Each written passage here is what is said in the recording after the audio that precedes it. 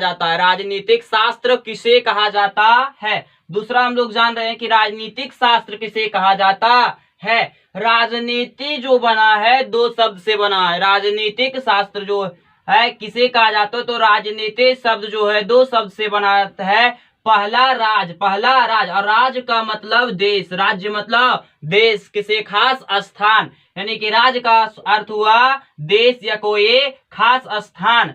और नीति मतलब नियम और कानून, नियम और कानून, यानी कि राजनीतिक शास्त्र का शाब्दिक अर्थ किसी देश के या किसी राज्य के नियम और कानून। अब देखिए, इसको अगर अच्छे तरीके से परिभाषा लिखे तो यह जो है राजनीतिक शास्त्र समाज विज्ञान का एक क्या है? शाखा है, यानी कि सामाजिक विज्ञान से इसकी उत्पत्ति हुई है। तो सामाजिक विज्ञान के जिस शाखा में किसी देश के, यानी किसी देश के शासन के, क्या चीज के? शासन के नीतियों का, क्या चीज का? नीतियों, और उससे जो संबंधित संगठन होते हैं, उससे संबंधित संगठनों का अध्ययन किया जाता है। उससे संबंधित संगठनों का अगर अध्ययन किया जाता है तो उसे राजनीतिक शास्त्र कहा जाता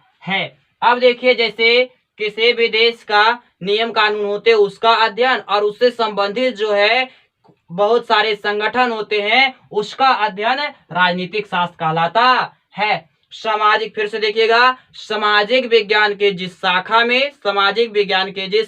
शाखा में किसी देश के शासन की, क्या चीज की? शासन के नीतियों और उससे संबंधित संगठनों का अध्ययन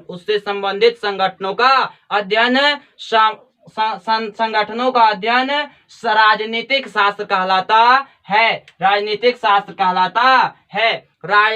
शास्त्र का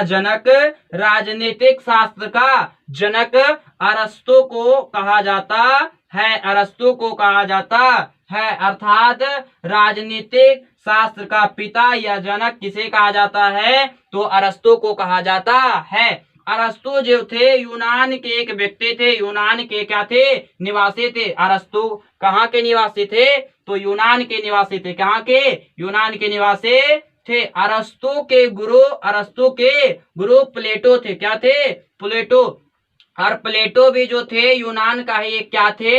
एक महान दार्शनिक थे। प्लेटो जो थे एक यूनान का ही क्या थे? महान दार्शनिक थे। तो अरस्तु के गुरु प्लेटो थे। और